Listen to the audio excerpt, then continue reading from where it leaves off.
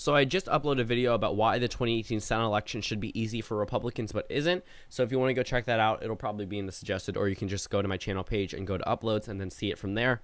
But today we're going to be talking about why the governor elections in 2018 should be easy for Democrats but isn't. So I've cleared all the races that currently aren't rated safe for either political party in a number of these states, so that leaves 25 contested races. So right now, if we look at the current composition for Democrats, it's pretty crazy and pretty beneficial to the Republican Party. 33 Republicans, 16 Democrats, and 1 independent. Currently, Democratic incumbents in states like Montana, North Carolina, and Louisiana are all races where the Republicans typically win in presidential elections that currently have Democratic incumbents. But if we look at a number of these Democratic states like Illinois, Maryland, Massachusetts, Vermont, New Hampshire, Maine, New Mexico, Nevada, possibly Michigan, possibly Wisconsin, these are typically Democratic states. Illinois, they all have Republican incumbents. So when we're looking at this contested map, it seems like the Democrats should be winning here. But because of the popularity of the Republican incumbents, they aren't. So right now, Massachusetts is currently rated as safe Republican, yet every presidential election season, right, as 8 o'clock rolls around, Massachusetts is called for whatever Democratic nominee there is, and it's probably the most Democratic state in the union as of right now. Look at all the congressional races.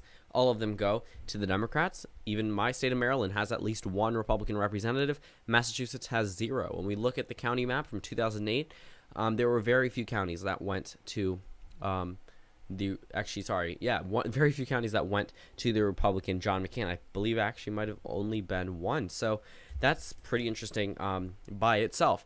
But when we're looking at this map, why are states like Massachusetts solid Republican? And then we go over to states like Vermont, always a Democratic state, probably still going to be won by the Republicans. New Hampshire narrowly went for Clinton back in 2016, probably still going to the Republicans. The state of Maryland, right now, Larry Hogan is leading by double digits in almost every opinion poll that's out there against the Democratic challenger. And that state is typically Democratic, so that puts the Republicans at 18 and the Democrats at 10.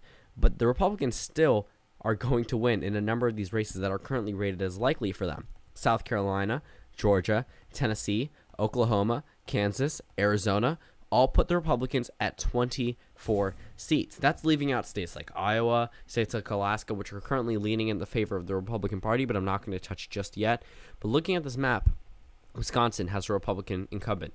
Michigan has a Republican incumbent. Illinois does. New Mexico does. Nevada does. Okay, we look at this map. There is no reason why Democrats shouldn't be winning because these are Democratic states. If we went by what 2016 told us, well, if we look at this map, it definitely seems like the Democratic Party would do pretty well in a number of these races. If we flip the map to what we saw back in 2016, the Democrats should have 23 seats, and if we flip everything back to the Republicans from 2016, the Republicans should have 27 seats. And we look at this composition: 27 Republicans, 23 Democrats. But right now, if you look at the difference, look at all that blue up there, look at the blue over here, flips to the Republican column as of right now, because that's what the current incumbents are.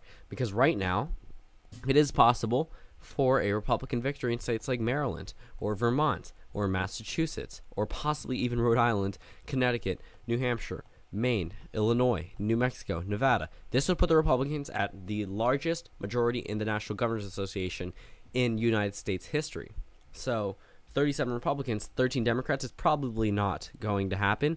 But the fact that it is possible because of these incumbents that are in a number of these races, I mean, Connecticut could easily go red just based off the unpopularity of the current incumbent. Massachusetts is already rated as safe Republican. I'm not saying that a number of these races aren't possible for Democratic victories, but it seems like this map right now is very beneficial to the Democrats, considering that if we take the 2016 map, Democrats would have, I believe if we look at this, not counting in the independent from Alaska, they should have 6 more seats than what they currently have now if we look at the 2016 results. But again, they do not.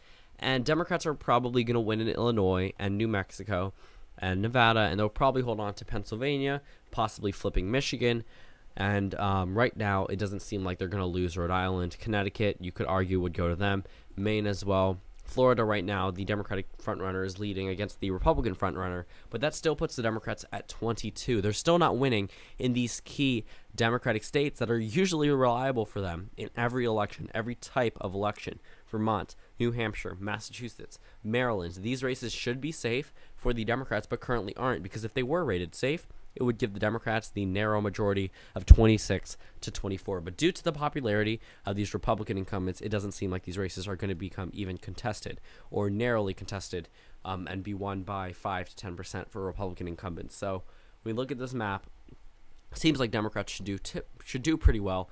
But right now, it doesn't seem too possible based off the popularity of some incumbents and the lack of a Democratic governor, a Democratic incumbent governor in these key Democratic states. We know Tennessee, Alabama, Arkansas, Oklahoma, Kansas, all these states that are up across the red wall down in the south, these states aren't going to flip. That's not where Democrats are targeting. But they're also not winning in their key base that typically lands them wins in every election season during the presidential elections. And when it comes to governor elections, there's no reason why Democrats shouldn't be winning here. Just they aren't. And it's a fault of the Democratic Party.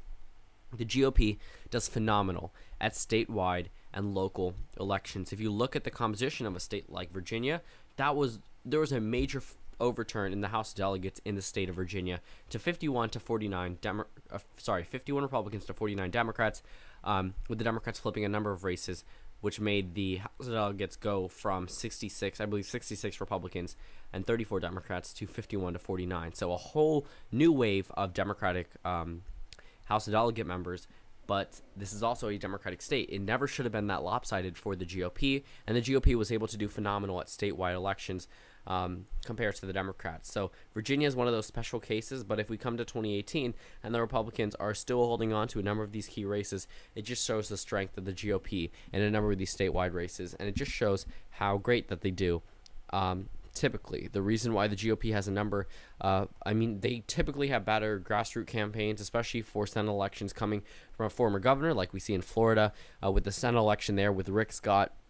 Again, your name is out there, you're known across the state, and you're not a government elitist because, again, you don't go to Washington, you stay in the state. And the GOP being able to capitalize on that every election season, not just in Republican wave years, because the Republicans are still going to hold on to this, where they have a great possibility of losing the Senate and the House, but are still going to hold on to a number of these races, even in solid Democratic states, just shows the strength of the GOP when it comes to statewide elections. So thank you guys for watching this video. Comment down suggestions below, and I will see you all tomorrow.